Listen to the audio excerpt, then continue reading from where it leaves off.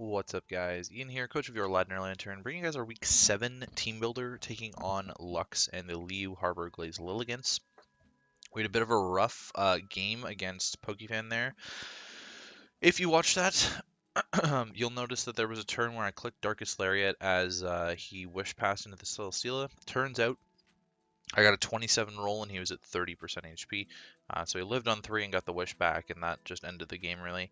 But it turns out that was about a 43% chance for me to actually kill that.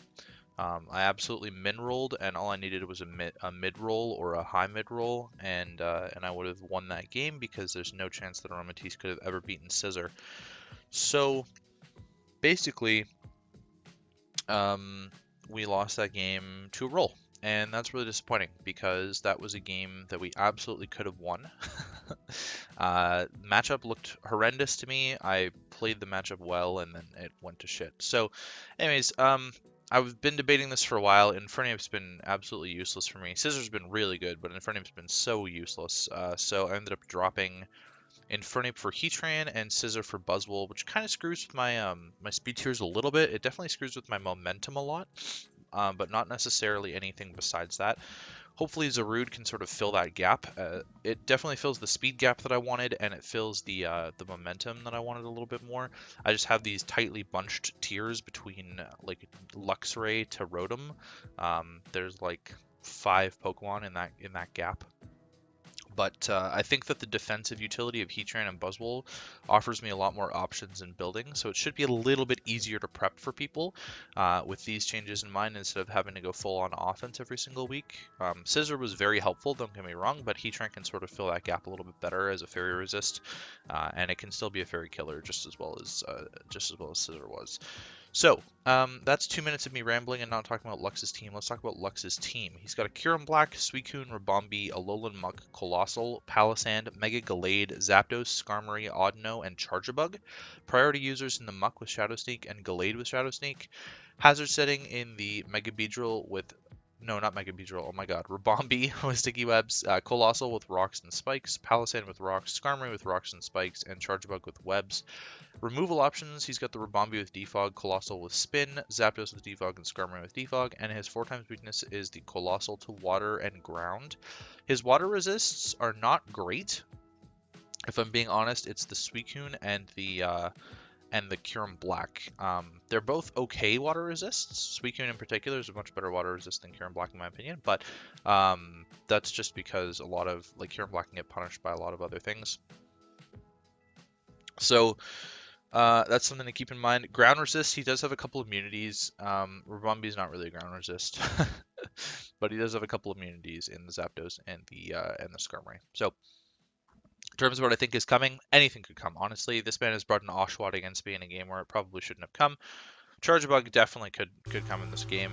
Audino could definitely come in this game. I think Audino is reasonably likely in this game, actually. Dragapult's been just tearing up the league, and if he's terrified, or if he's scared, or if he doesn't want to give Dragapult any more kills, any of those options, Audino would probably come as a Ghost Resist, right? Or a Ghost Immunity.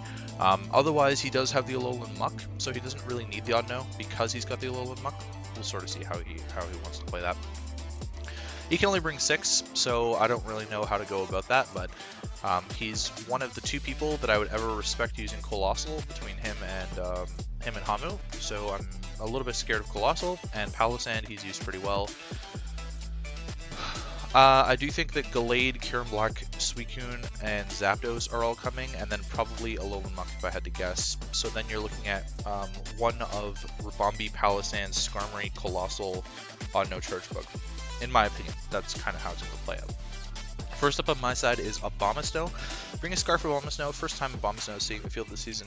I think this is a decent way to revenge kill the Gallade, and it's a great way to break both Zapdos, Skarmory, or all of Zapdos, Skarmory, and Suicune and Palisand.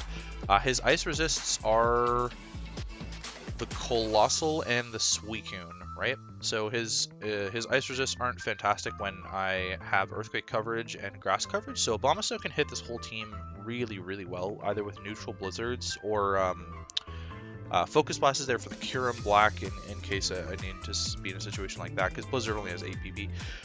Earthquake is there to catch the Alolan Muck of the Colossal. Oh my god. Going back to Classic Ian, I'm sorry, it's early in the morning. And Giga Drain is there to get some health back and 1v1 Sweet Gun. I'm running Hasty. These 4 EVs should actually be an attack. Actually, I don't need the HP. It should all be an attack. 252 special attack just because I'm more specially biased. And then enough speed to outrun Glade. So I'm outspeeding Mega Glade, max speed Mega Glade. He's not going to max speed Mega Glade, but still, I'm outspeeding max speed Mega Glade with the Scarf on. Dragapult, I'm running a Sub Willow Hex set. This does not beat Audino by any stretch of the imagination, but this is actually pretty effective at just like subbing up, being really annoying with Willow and like hexing things down and then you turning out.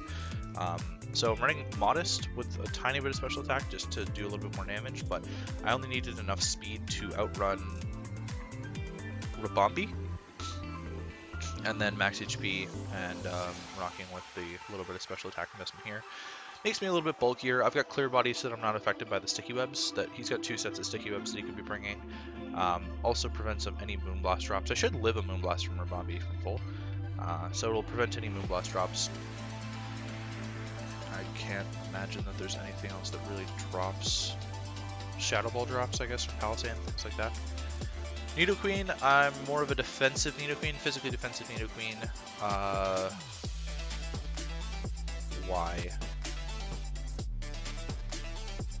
I shouldn't be physically defensive though, right? Why am I physically defensive? I should be specially defensive Nidoqueen. I don't know why I did this. I built in a hurry yesterday.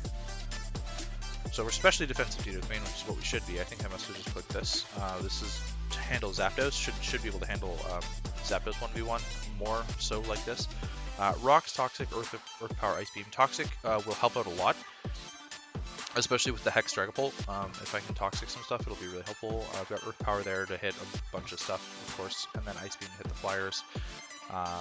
Doesn't really handle Skarm, but Heatran should do a little bit better of a job of that. He's definitely going to run Body Press with the Heatran, but it shouldn't really matter all that much. If the Skarm comes, which it should, right? Because it's a Buzzwole check and a Zarude check. It should come.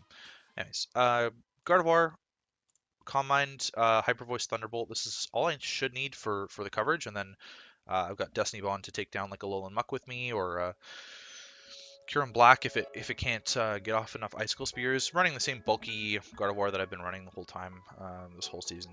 Tracing Pressure is a decent chunk of an idea here. I could trace Steam Engine on the Colossal, and then he could hit me with a Fire type move and boost me to +6 speed. That'd be kind of fun.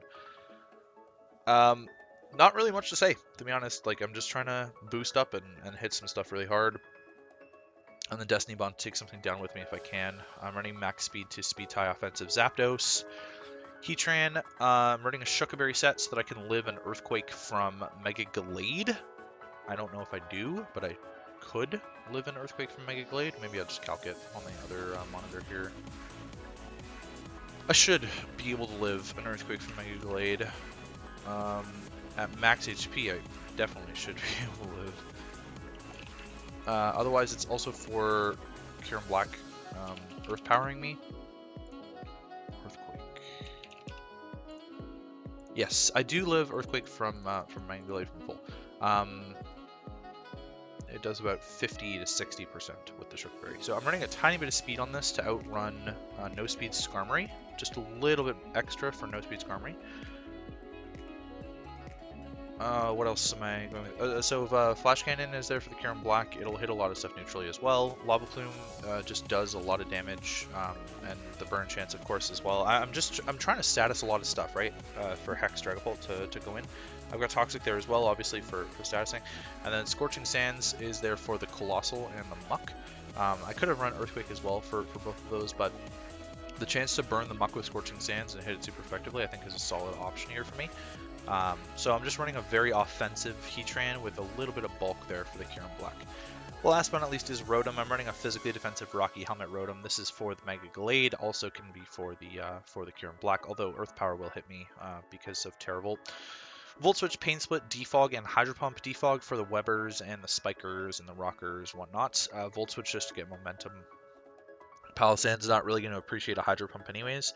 And then Pain Split just to heal back up because I'm a Rocky Helmet set. So we'll see how it goes. I'm kind of just trying to status as many things as possible with like Willow, Toxic, Lava Plume, Scorching Sands, Toxic, you know, and then it can hopefully set up for an easier Dragapult end game in theory. I don't really have the best answers to like Huron Black and things like that. I don't like this matchup very much. I know I say that like frequently, but it feels like this gen in particular, I'm not liking matchups as much as I used to.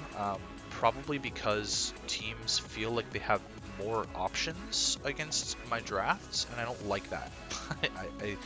I miss Gen 7 where I could more accurately predict what people are going to bring. I've been caught off guard quite a few times this generation in particular on sets and, well, not necessarily sets, but Pokemon that people are bringing when I'm expecting something else. So anyways, that's going to be for me. Hopefully you guys enjoy it. In terms of what I'm not bringing, there we go. Zarude not coming. Why? I don't particularly know. It's definitely a great way to beat Suicune. Kind of loses to Glague, loses to Kyurem though. Loses to Zapdos, loses to Colossal somehow because it just doesn't have the coverage options that it needs, loses to Skarm, so it kind of breaks down like Suicune Palisand, but then it loses to a bunch of other stuff, so wasn't super thrilled. Alolan Persian, something that I wanted to bring, but it doesn't get the moves that I wanted it to have, so it's only okay here. Kecleon, something that I was also considering, and Mike brought up in building, and I opted out of it. Just because I think that the other mons that I have are better in those roles. Buzzwole, not a great bring against double flying, and a Rabombi, but it could go in a little bit here if I had the right set. Luxray, definitely a solid bring to be honest, and I just didn't have the room to bring it. This is definitely a Luxray matchup where it could come and do something.